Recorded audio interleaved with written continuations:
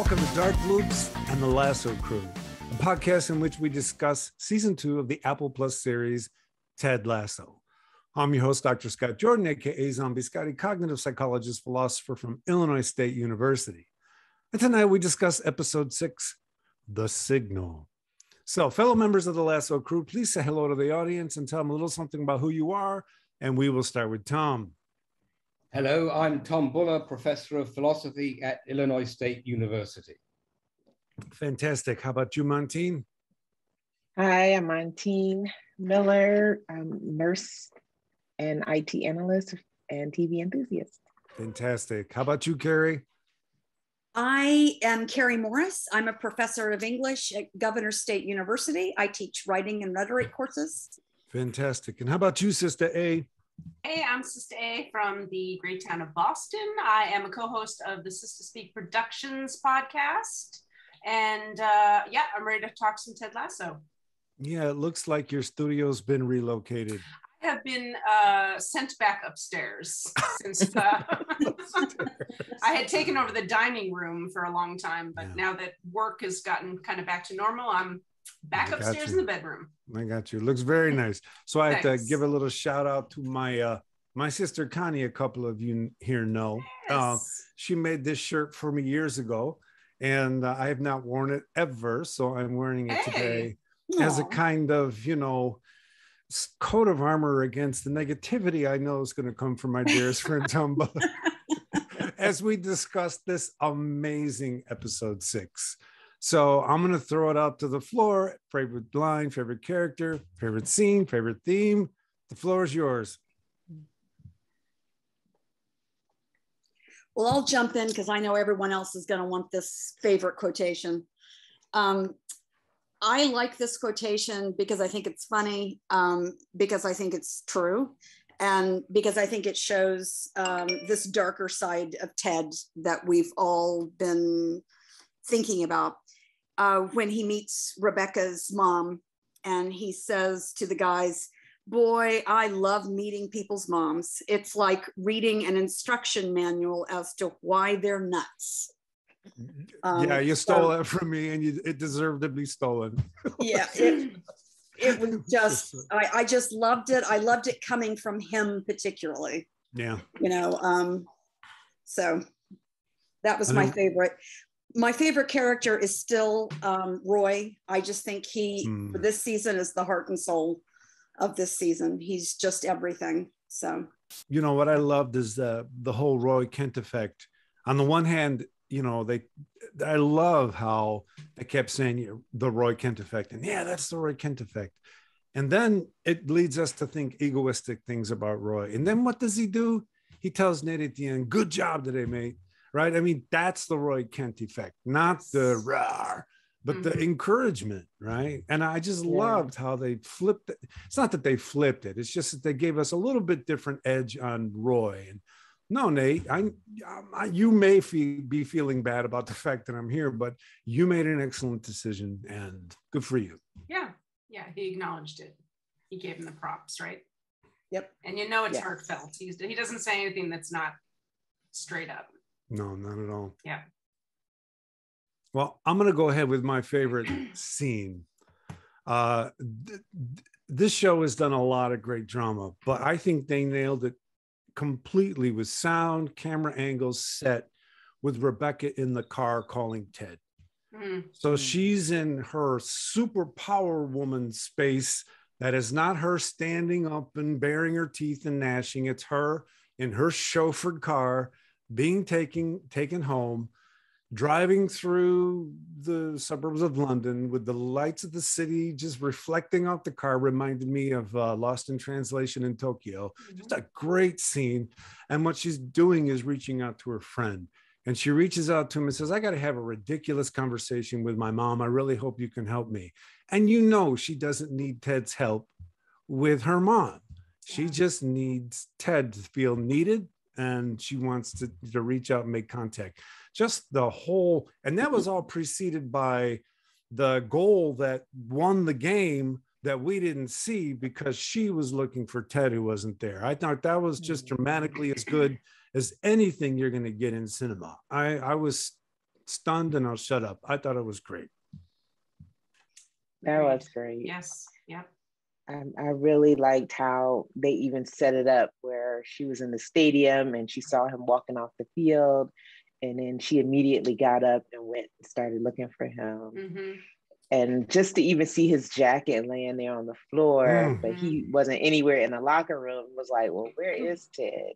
Yeah. You know, that was so, and it just starts your wheels to turn. And yes, because it's like, where is, like, did he really go off the deep edge this time?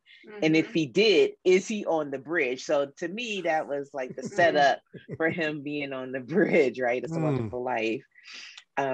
So Ted was on the proverbial bridge, but where was he? Because we didn't find out until the very end where he actually was. But one of my favorite scenes, actually, and lines in the show was when they did the actual signal. So they did the signal, and listening to the announcers commentary on the signal, they go, well, you don't see that very often, Chris, especially in perfect unison. and then he goes, we apologize for the fruity sign language. I like that part too, yeah. And then Chris goes, seems like Lasso settled into our culture. So we have to get a ruling on that line from Tom. When they said, looks like Lasso has settled into our culture. Are you muted, Tom? Not anymore. Okay. Sorry. Yes. I don't have a ruling on that. You don't have a ruling on that? We got to send it to VAR. Would it not be this? Well, it should be that. Oh boy. Yeah. I thought it was this, not the middle finger. Yeah. I love that. I love that scene. And I love Roy coaching Jamie, not just in terms of being a prick. I'm sorry, that's the line. But also in terms of, dude, you've got to learn how to turn this on and off. You've got to learn the game is not about you. The game is a dance from beginning to end. You have to know where you are. You have to play the moment. And Roy didn't have to say that. It just came out in his actions. But it's nice to see Jamie picking up on that. Okay, Tom, if you ain't got a yellow card, you don't have a yellow card. Speak up. You've got it all wrong. What is this analysis? So my favorite line. I'll take this shirt and throw it at you, man. My favorite line is, looks like a bad fish pie, which Chris Powell says. And then Arlo says, well, is there a good fish pie? That was a great one. And then I also like the exchange between Jamie Tart and Roy, when Roy says, you're a twat and you've got bad hair. And that's the thing that he finds so difficult. But I think Scott's analysis is desperately misguided there, because what does Roy recognize? He says that Ted Lasso's, he's playing as Lasso wants, and he needs to play as a prick. Well, that negates my thesis, Tom Buller. I mean, you're right in that Ted was making Roy average, or Ted was making Jamie average by holding him back. I agree. At the same time, there's a bigger game that Roy was inviting Jamie to be part of. And that's how to experience the game as a symphony, as something that plays out over acts. You have to know when to be a bad guy, when to be a good guy. And he was inviting Jamie to that. You don't like that at all. No, it's if I may mention in polite company the R word. Oh no, why? Why? Well, it's like you know, they people are saying, why did United bring back Ronaldo? I mean, because he wins. He's a prick. He's gonna win. He's gonna compete. He is a prick. It's all for him. He's highly competitive, and that's what appeals to Jamie Tart. And Jamie even had the Ronaldo stance doing his free kick, didn't he? Well spotted. He's got the Grealish hair and the Ronaldo stance. Too much. Well, I rewatched the entire first season because I was watching it with someone who never saw the show. Rewatched it yesterday. One thing I noticed was when Nathan had his rant in the locker room with all the players, he gave similar advice to Roy because he told Roy, like, you're not angry, you know, that's your driver. That's what makes you good. Right. That's what you need to bring to the game, and you haven't done that. And basically it was Roy telling Jamie the same thing, right? Telling him like, hey, you need to, you know, bring that attitude that you always had, the one that gets under everybody's skin, the one that frustrates people and distracts them and disorients them. And then, you know, you're able to score. So I thought that was an interesting twist. Mm-hmm. Mm-hmm. At certain points. Really interesting going back and seeing season 1 at this point. Mm-hmm. Well, the great thing about it is it's a 5-hour evening. It's utterly fantastic. Yeah.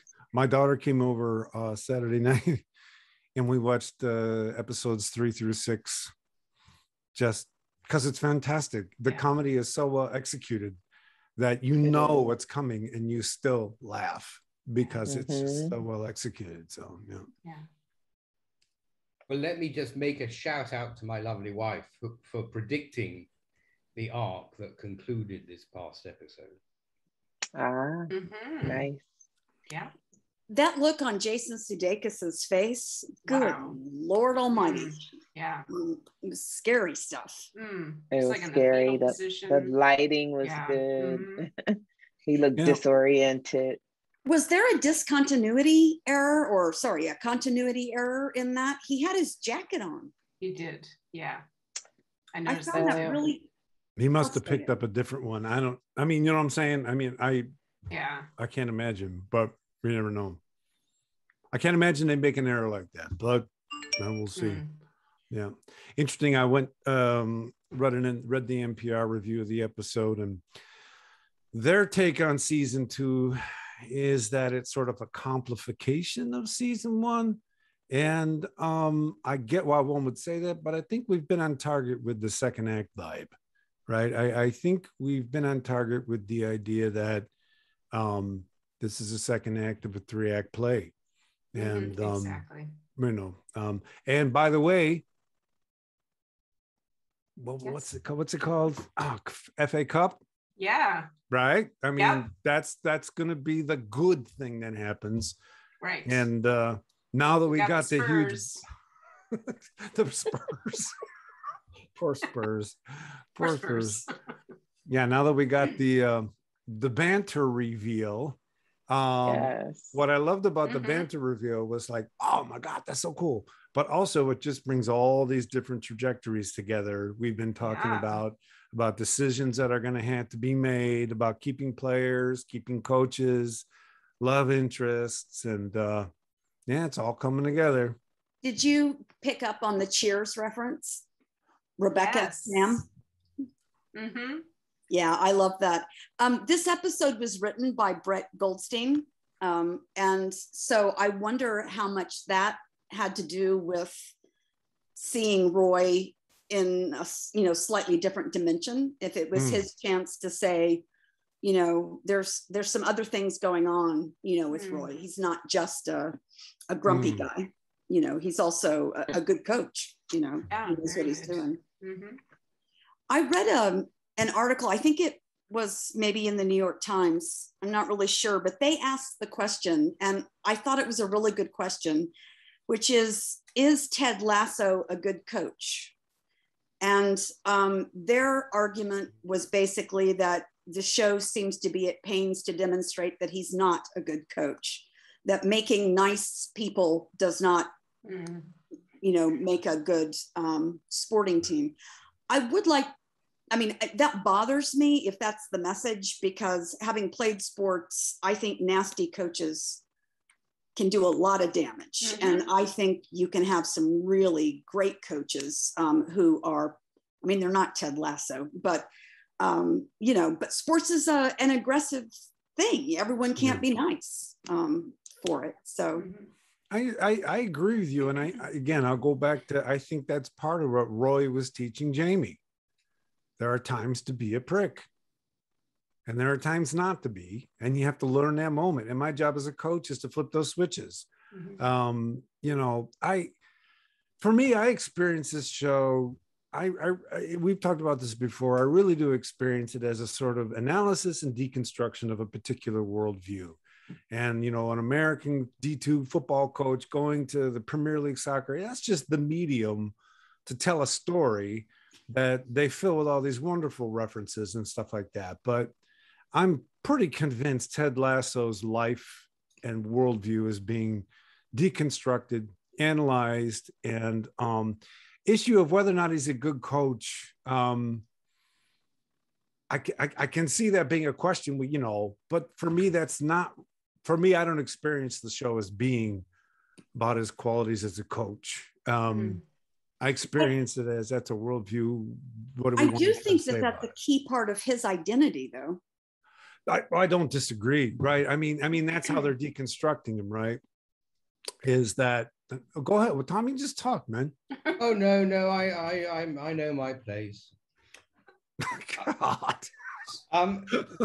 So I mean, I kind of raised this 2 weeks ago, but if it's getting as dark as Kerri is suggesting, how are they going to get back from that? I mean, well, the Times actually had an interesting way of phrasing that. They said that in the first season, Ted Lasso was teaching the team about how to be a team. And this season, the team is teaching Ted Lasso how to be a coach. So, I mean, I think that, I mean, I don't think it's going to get, you know, jumping off a bridge dark. No, it's not. You know, I think that it's going to be really interesting next week. I can hardly wait, because I think we're finally going to see Sharon, Dr. Sharon in action. So, finally, you know, seeing those conversations, I think is going to be really revealing. All right. So let's say as you know, that as you've identified, what we're going to learn about is abuse, hopefully not horrific, from Ted Lasso's dad, and then we'll predict that what's the doctor's name? Sharon. Sharon will help and recover from this. And is that satisfactory? Does it make it a bit too glib? No, there's too much going on. They've done too much hard work, developed too many authentic relationships for it to end dark. Some things aren't going to go well for some people. Some things are going to go well for other people. But Ted Lasso is going to be deconstructed and laid bare, right? Oh, yeah. How they play that out. You know, like I said, my thing was they don't have to come back in the third act and win the Premier League. But if they get to the finals of the FA Cup, you know, I mean, they got to a relegation game at the end of last season and lost, and we all felt happy. So, I mean, I don't know that it's going to go so dark that we're going to sense the need to come back. I just think that they're going to tell the Act 2 story of Ted Lasso and who he is and what they're wanting to say. And I don't think she's going to make it all better. I don't foresee that. I think that what she might do is, I mean, one view of Ted is, and I think that opening scene where he's saying hello to everybody, I mean, he's just manic. You know, he's just uncomfortable to be around, I think. I mean, I found it very unsettling. And I think that definitely needs some regulation there. And I don't think that, you know, that you're going to work through everything in one episode, but I think to have awareness that you've got some issues, I think that's huge, you know, and, you know, he's always going to be an optimist. I don't think he's going to change. I think he's always going to have that set point. Yeah. So. And he's surrounded by a lot of people that will help him, I think, not just the doctor. So, right. That's yeah. He's got Rebecca, he's got Keely, he's got Roy, he's got Beard, everybody. And why does he have them? Because of season 1. Exactly. Right. Yeah. In other words, this is the payoff for his optimism. Right. Even though he's a vulnerable, seemingly immature man who's overly optimistic and been encouraging others to look for goodness in themselves, his payoff is that he has done good for them and they will be there for him. This goes back to It's a Wonderful Life, right? He did good for them, even though he, Jimmy Stewart's character did not like himself. He did not like the decisions he had made in his life. It tormented his wife that he didn't like the decisions he had made in his life. And when shit hit the fan for him, people came out because of what he'd done for them. And, that even makes the Wonderful Life thing even more. Yes, I agree. That's really, I like that. Yeah, they're going to be there for him. And that's going to be the uplift, not the soccer. Right? Yeah, I was actually going to say, I mean, you talk about how is he a good coach? Isn't he a good coach? I mean, it's not really about that. And how much is the show really even about? Football is life. Football. I know football is life, but we don't even know where they are. They got 4 wins, and it's not the most important thing in the show. And I don't think you have to understand, sorry, Tom, soccer or football so much, because it's about the people, it's about the relationships, and it's not about the football. Sorry, not sorry. Speaking of relationships, it was nice to see Rebecca's arc and how she's having sleepovers and Luca calls and hunky Luca. and the banter, the literal banter that's going back and forth. I screenshotted those and was taking notes on who the screen names are and trying to figure out who belongs to whom. Yeah. But some of the conversations are really interesting there. And of course, we had the twist at the end. When one person was actually revealed that she was chatting with. But I read 3 different screen names, one of which was an invitation to start a conversation. One, she was in an active conversation with someone, and then someone else had made a comment of, it's very hard to believe, but it doesn't look like she had communicated back with that person. So I just thought it was really interesting. So the one was LDN 152. That's the one that ended up being Sam. I was trying to decipher it, but it Rebecca doesn't make any sense now. Rebecca is boss girl. Yeah. And someone messaged her to start a conversation by the name of Horn Dog. Oh boy. And that's and that last one. Wrong app. The last one, the name is interesting. It was Malele GND1. I couldn't really understand what the significance of that name was, but they just wrote, it's very hard to believe, but you couldn't see a conversation between them. It was when she had the screen up and you can see that she had all of these different messages going on, and you can see subtly some of the last messages that came to her, but you couldn't see the whole thread. Go ahead. Wouldn't it be haunting if we find out that Ted is the one who sent the message? It's finding it hard to believe later on in the series. I mean, that's just incredibly well thought out stuff. I can't, but that's not on the screen for an accident. That's not. No. No, and us finding out that she was messaging back and forth with Sam wasn't an accident either. Right. Because I was like, whoa, I didn't expect that. I didn't expect Sam. Me either. Okay. Yes, Tom. Tom, please don't raise your hand if you're going to come in and tell someone they're utterly wrong. Okay. No, I'm just rude, just be rude.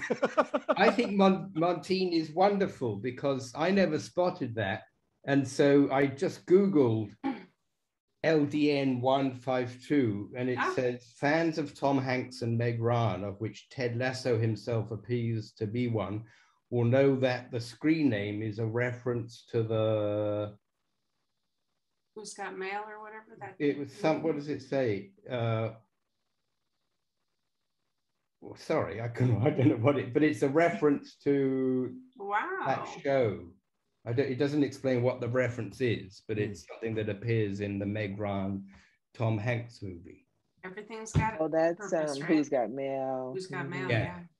Ah, cool. So that feels like it was kind of set up then to even lead us further astray on the Rebecca Ted or Ted Becca, which my daughter said I can't ship that way. It's not supposed, because I can't use the whole name, so I have to say Tebecca. Yeah. Sorry about that. I'm catching up on this ship stuff. Come on, Scotty. I mean, I published Ted Becca on the YouTube channel last week, and now it's like just revealing my age. That's how it is. I gotta tell you, man. Go ahead. I'm sorry. Go ahead. No, I just wanted to mention some of the minor characters in this particular episode, which I just always loved the Beard. He's one of my favorites. Yes. I just think he's hysterical. I think Jane is just a stitch. I mean, when she scares him in the parking lot, it's like, what the heck? This woman is nuts. Yeah. But I like the scene with him and Jamie Tart, and they're just staring at each other, and Jamie doesn't say anything, and Jamie says, I don't really know how to talk to you. And the Beard says, then it's working. That's just the best. Oh my God. So wonderful. And apparently that book that he's holding, I saw that a lot of people commented that is a famous book about football and so he's going through and reading all.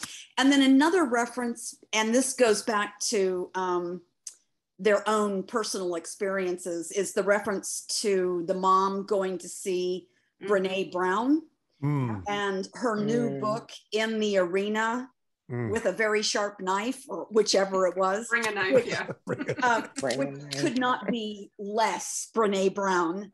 But she is, she calls herself the official in charge of their fan club. You know, she absolutely loves this show. Cool. Yeah. So I love that they name dropped her. She must just be thrilled. Oh, can you imagine? Got name dropped. Yeah. Oh my God, there's no better press. So what was the whole point of the Beard and Higgins stuff? Oh, that was just flat. It's what? Flat. I mean, I just got to pull my collar up, man. You're just like pushing so hard. So look, I have a theory about it. It's just a way for guys to try to talk about how guys talk to each other about relationships and maybe show them something a little different. Or maybe it's a case that we don't see guys talking about how they talk to each other about relationships. I'll put my collar down and I said my piece. Do you remember what Higgins did to Rebecca? You asking me? Yeah, we find out at the very beginning of season 1 that he helped her ex-husband by not letting Rebecca know where he was. He helped him have affairs. Exactly. And this could be Higgins' come to Jesus moment. So he's going to do right by somebody now. Kerri, that's fantastic. You know what? And he doesn't even know that's what he's doing yet. Yeah. It's going to be pointed out to him later. Yeah. Like, no, that's exactly. I hadn't connected those dots. Because I think Higgins has shown a lot of growth, you know, in this show. I think he's changed. Yeah. Totally agree. I got to go back to. I see him as Hamlet Higgins. Hamlet. Okay, that's 2 yellow cards. You're out. So he's out. No, unless you guys want to keep talking about Higgins, I got to tell you, Rebecca was my favorite character this episode. And the reason why Rebecca was my favorite character is because I love the way they're letting a human being who has the means to live whatever sexual love life they want, live it. So she calls Ted while she's in her limousine, trying to help a friend. She gets home. Her mom's not there. I need Luca. She calls Luca. And it's not at all. There's no morality in the issue at all. She's managing her life. She's managing what she wants in her life. And I just love the fact that the writers aren't making her choose a guy or all the crap that we usually see female characters get stuck having to do in making these things moral. I just love the way they're letting her live her power. And that's not something, usually when you see it, there's like male characters in the show who are judging it or something, and it gets sort of questioned, but there's no questioning of it in this show. It's just boom, that's who I am, that's what I'm gonna do, and that's it. And I just love the way they portrayed all that. Yeah, I thought it was good too. Nice. So it looks like that last screen name is actually Male Legend 1. It's just the way that they spelled the letters out. I was like, why is that MAIL or MALE? It's MA capital LE space capital LE capital GE capital ND 1. The number 1. Delete. Exactly. No, not interested. Exactly. Must be. I bet that's Ronaldo. Male legend. I think it'd be hilarious if it were Jamie, right? Yeah. They're saying that on Reddit that it's Jamie. So I'm like, yeah, that's hilarious. I got it. You got to admit, the look he gave Roy when Roy said Roy was telling him to be a prick, and he goes like, always, and he said no, and he goes and he just gets this pouty look on his face. That's just, I'll tell you what, that guy, I love that guy's acting. I think he's got a certain level of British humor pretty nailed, and I just love what they're doing with him, and I think he's really having fun playing the part. Yeah. I liked after he got his 4, fingers up, and he did the play and he made the goal and everything. And then he gave the 2-finger salute back to the coaches, and they zoomed in on Roy, and he almost cracked a smile. Yes. I thought that was great, Yeah. No, Jamie, I just love how it's the salt and vinegar or the sugar. I mean, Jamie's understood. He's been invited to a bigger way of understanding the game. And Yep. I mean, one of the big disappointments for me, one of them, of course, with the show was the way the German influence in the Premier League has gone too far. So this is when Nate is being interviewed after they win the game, and he says, "Oh, it's not as though I'm a wunderkid." Oh. They correct him and say it's wunderkind. And he can't get a moment, can he? Yeah, I mean, this is what Klopp is doing to the game. No, what Klopp is doing to the game happened last season when I think it was Liverpool Man City, and they were asking, and Liverpool won, and it was like 4-3. I could have it all wrong, but I know they said, "What, Klopp, what do you think?" He goes, "Did you fucking see that?" I mean, and they go, "It was Arlo White." Oh, we're on American television. And he goes, "Oh, I thought you could do that in America." And I just love the way Klopp was commenting on American uptightness. Klopp is the best. Showing his enthusiasm for the game. No. You're poor Nate can't get a moment. Yeah, he's like, "Could we edit that out?" They're like, we're live." I just love the way. You guys can tell me if you think it was realistic that Roy Kent would have shut up when Nate's telling the team to park the bus. Ted's gone. It's tied game, and they're going to do what you would usually do: send out replace a midfielder with a striker or whatever, try to score.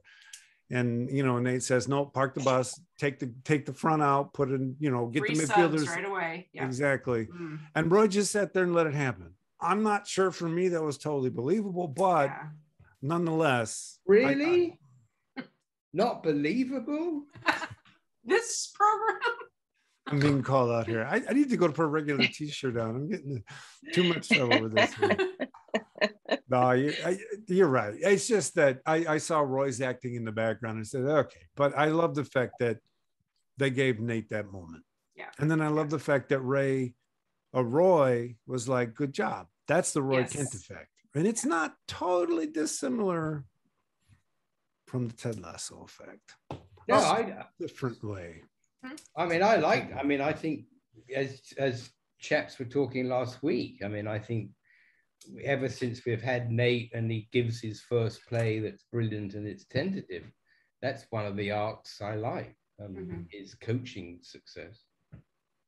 So okay, what other nuggets does Montien have? Because I love all this stuff she reveals. I was thinking about Rebecca's mom and why they actually pursued that arc, but then it kind of goes back to Ted's statement about looking at people's moms as an instruction manual for why people are nuts. And some of the behaviors, right? Because the mom apparently leaves the dad. She has all these reasons why she's leaving him. She stays away for 2 weeks. He buys her something expensive. Oh, eco-friendly and expensive. How about that? Yeah, I was like, what? Eco-friendly, expensive gift. Okay. Dad bought me a new Tesla. I'll give you a ride on it next time I visit. And she's back.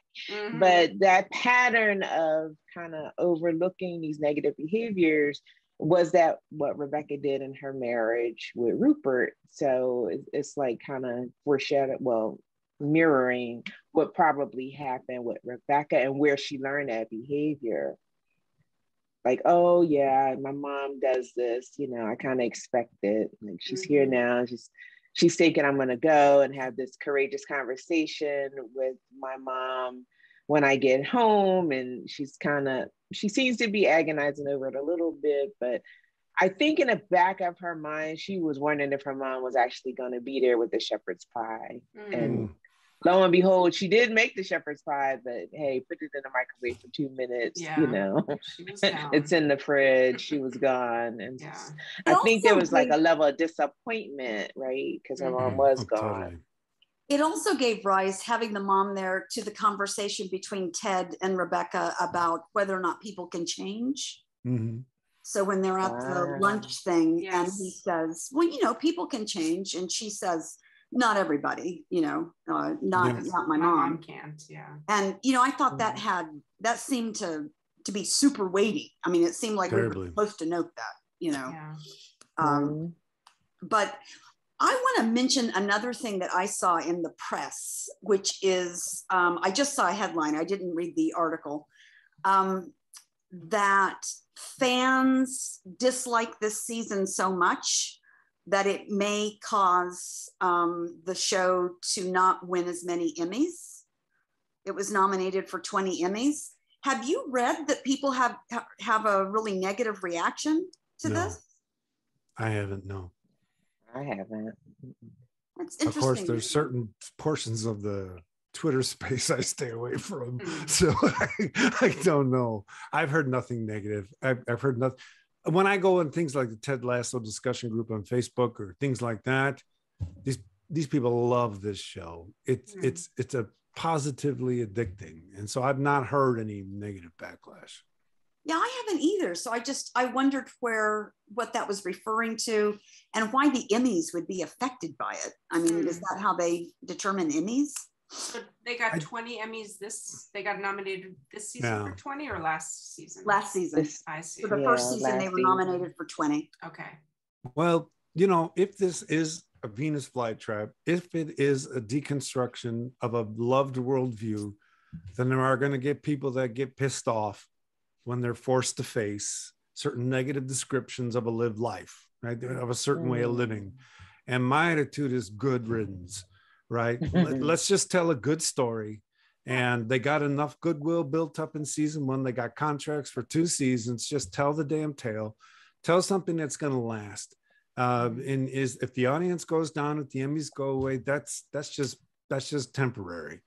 These guys, they have the opportunity to tell something that's going to last. Like I said, my kid comes over, I'll watch season 1 for 5 hours and with no hesitation at all. So if there's a negative backlash out there, I mean, doesn't surprise me, right? If you want to if Ted gets challenged at all, it's a very different season from last season.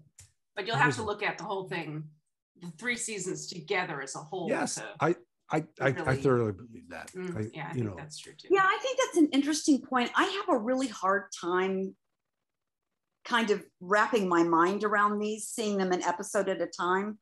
When I watched the first season, you know, I binged it. Right. And so the first season kind of stands as a whole. So I knew the beginning, middle, and end, you know. And this one, I feel frustrated. I feel like I want to see it all at one time, because I mean, I'm on the verge of saying I think the Christmas episode needs to be deleted, you know. The more I think about the Christmas episode, the less I like it. But it may ultimately, you know, like as your reference to It's a Wonderful Life, I mean, it may ultimately be really important. Yeah. I think you should rewatch season 1, Kerri. I haven't just rewatched it yesterday. I think you would glean a lot from it. Just how they're developing the characters in this season. It's a bit of a shift, but like you talked about, that manic depressive kind of mentality. Season 1 was real manic. We saw a very manic Ted, and now, you know, he's coming down off that mania, and they go dark when they come down off the mania. They go dark. You know, there's some soul searching. There's some places that they necessarily don't want to go, but are necessary for their recovery. And then, you know, there's an uptick again, right? Because they're probably going to get manic again. But if they get on the right meds, you can stabilize that mood a little bit more. So, you know, have the high highs and the low lows. So I'm curious to see how they develop the show even beyond this season. How many episodes are there in this season? 12. Oh, so we're just at the halfway point. Yep. Okay. We're at the halfway point, and the rebel forces are about to get really, really hurt. You mean there's 6 more episodes? There are 6 more, brother. Absolutely. I want to really just quickly go back for a moment to the Rebecca's mother thing and Rebecca's reaction to her mother's inability to change. And does this mean, is this newfound wisdom in Rebecca? I mean, whether or not you believe it, I mean, when Ted saved Rebecca last season, he didn't just save her and call the other guy a jerk. He gave an explanation for why the other guy was a jerk, because he wasn't curious. He didn't ask why. And so what Ted, why do I always say Tim? What Ted did was invite Rebecca to live a life of why. Ask why someone's behaving that way before you just say what you unconsciously know about them. So when I think this is why she's kind of immediately aware that Ted's having a panic attack when he leaves the field. I think when she then says, my mom can't change, there's a certain credibility that comes to it because she's already been analyzing other people this way. I think what they did in that Dart episode is just going to resonate for the whole series, because he wasn't just mean. He didn't say you're a jerk. He said you're boring because you're not curious. And so you do, I mean, are you categorically ruling out that the next episode we'll find out that it was the fish pie? Maybe that's why he needed a new coat, right? He's just upset. You are such a jerk.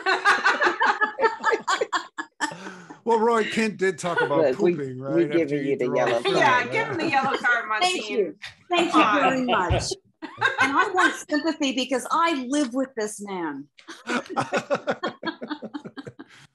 Okay, so let's break down the final scene. Sam, we discovered that it's Sam texting with Rebecca. How friggin' brilliant was that? So are we convinced that's not a setup? What do you mean? It was irrefutable that it was Sam. Yeah, we saw her writing her messages and him writing. Yes. Well, and his screen name was on his screen when he was texting back. So you don't think it's kind of a doppelganger and they're really 2 of the guys? Oh, shush. So hostile. I mean, Sam's acting in that scene was fantastic because he wanted to get caught up with his buddies. He's caught up with someone I'm going to say in love with, you know, whatever. But he's caught in those two states. And I think in that moment, the acting of that moment of oscillation between with my buddies, with my, banter, whatever. I just thought that was great. I really love how they're centering this character. I adore Sam. I just love him. And he and Rebecca are both characters that are moving into a new form of self-power, right? Sam turned down I don't know what it was worth, a contract with Dubai Air. Rebecca backed his play and basically did the same thing. They're both kind of stepping into the power. That is a very powerful space to be in.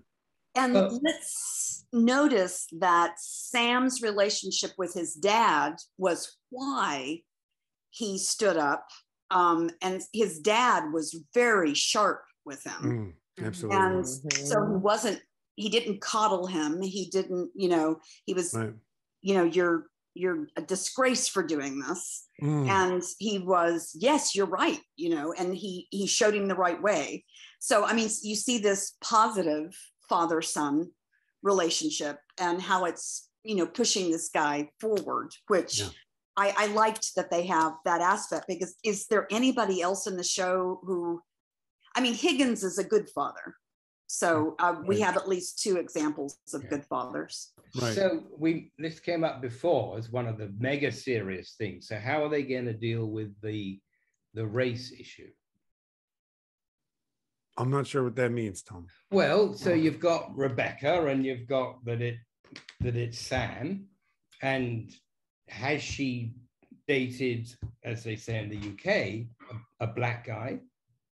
So look, I think that's why they're doing so much work with her own relationality, right? I suppose I'm asking how, are they gonna be brave enough to have that as one of the themes? For example, Rebecca will say, gosh, given when the denouement comes and, it's Sam, and then will it just be, I can't, I'm the boss and you're a player? Or will they be courageous enough to actually get race on the table? To be honest, I wouldn't be surprised if they became lovers and she had to trade him. That's what this show does. Yeah, but that could be because he's a player and she's the boss. I mean, I suppose I'd like them to address the fact that in England and so many other countries, the idea of a white woman dating a black guy is something that would provoke conversation. Well, if they do it, it will. I mean, if Sam and what kind of relationship they get into, believe me, the world will be watching. The whole Ted Lasso world will be watching what they do with that. My attitude is they've been exploring her relationality in such an open way that she can have sexual relationship with him. She can have an emotional relationship with him. She can have any kind of relationship with him almost, given what they've set up. And, like I said, I think they're going to take all that intersectionality and just, and I think that's how they're, go ahead. It goes back to when we were talking before of when Jason Sudeikis wore the shirt that, for the three footballers, Jaden and Marcus and Bakayo. And he's so courageous to do that. I'd like for the show to be courageous to address the question of racist attitudes. Well, I got tons of opinions on this. You all chime in, because I hadn't even thought of that I didn't even think about it. I think if I can see there being an on-screen moment where Rebecca realizes who she's chatting with. And then what happens is all this experimentation she's engaging in, the rubber meets the road, right? And how they play that out, I suspect they'll play that out over a few episodes. I don't think it'll be one decision. And I think they're going to be free with allowing the two of them to experiment with how they would be together, whatever that could mean. And for us to watch them try, fail, just struggle with it, that's a triumph for the screen, right? So I think they are going to deal with the things you're asking them to, but there's always going to be some vinegar in there. The Ted Lasso does not.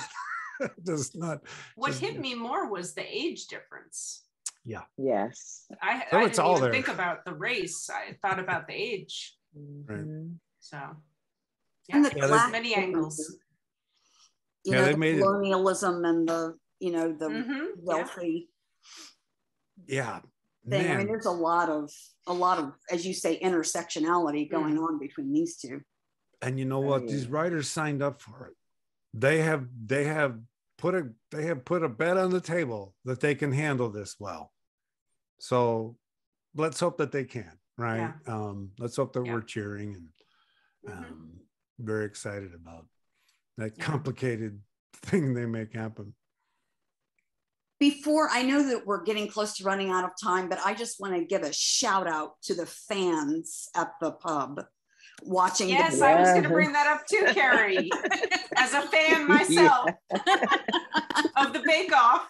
Oh, the Bake Off. Fantastic. That just made me laugh. Can we agree on that, Tom? Yeah. What was their song? Soggy cake, soggy bottom or something. Yeah. Add cake, soggy bottom or something. Yeah. Yeah, I couldn't understand what they were saying, but God, it just made me laugh so much. And then when Ted leaves with his hands in his pockets, and one of them says, "What's that wanker doing?" or whatever he says. And the other guy says, "Hey man, he's looking really, you know, rough. Give him a break." I love it. And it's like, oh my they God, are great. the fans are coming around. They are great. Yeah.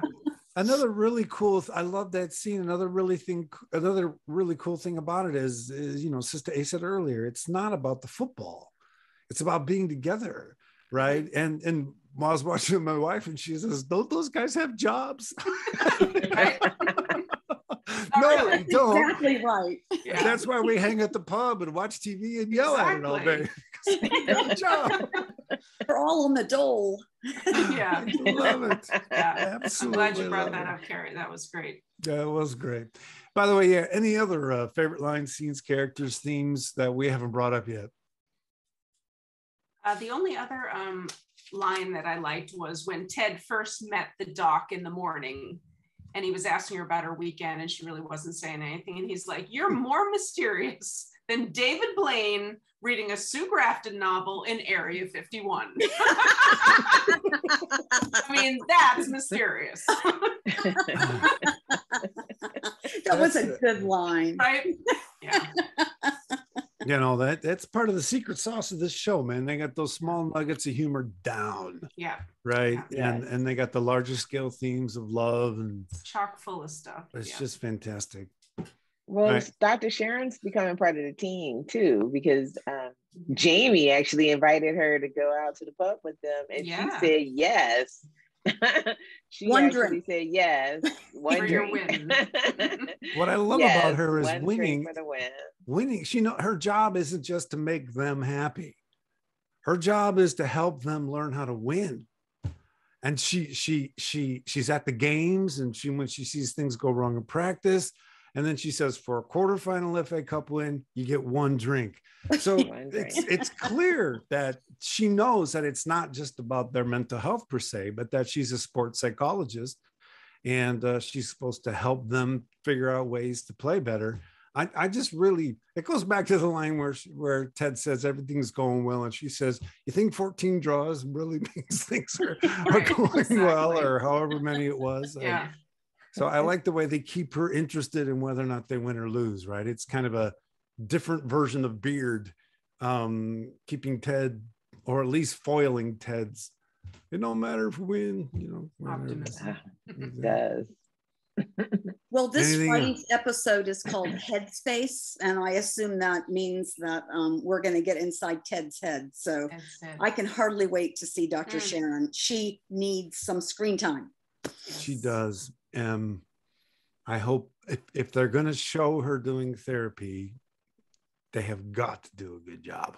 Yes. It cannot be trivial, and it cannot be written to entertain. Man, that's a tall order. There's a lot on the line to actually do that, But, you know, that's kind of what we're looking for now that they drew us into this wonderful life scenario. We're looking for what they think someone should say to him. What should someone do with him in order to help him get better? You said it was called Headspace next week? I think that's what the episode was called. It's Headspace. Yeah. Mm-hmm. I think that means there's going to be a corner kick, and one of the players is going to get a huge head injury, and that'll be one of the metaphors for the title. Or be a greyhound running across the. So that about wraps it up for tonight's episode. Thanks so much for tuning in. Lasso Crew members, please tell the audience where they can find you on social media, and we shall begin with Tom. You can email me at akatombuller@gmail.com. Fantastic. How about you, Montien? You can find me on Twitter at NursePoo2K2. Excellent. Kerri? You can find me on Twitter at Kerri K. Morris, Kerrik Morris. Fantastic. How about you, Sistah Aye? You can find me on Twitter at _Sistah Aye. Fantastic. I'm on Twitter at @dark_loops, and you can find all episodes of the Lasso Crew at the Dark Loops Productions channel on YouTube. If you'd like to leave feedback about this episode, please do so on this YouTube page or send an email to darkloopsproductions@gmail.com, and we'll be sure to read it at the end of our next episode. So there it is, from all of us to all of you. Big hugs, and remember, football is life.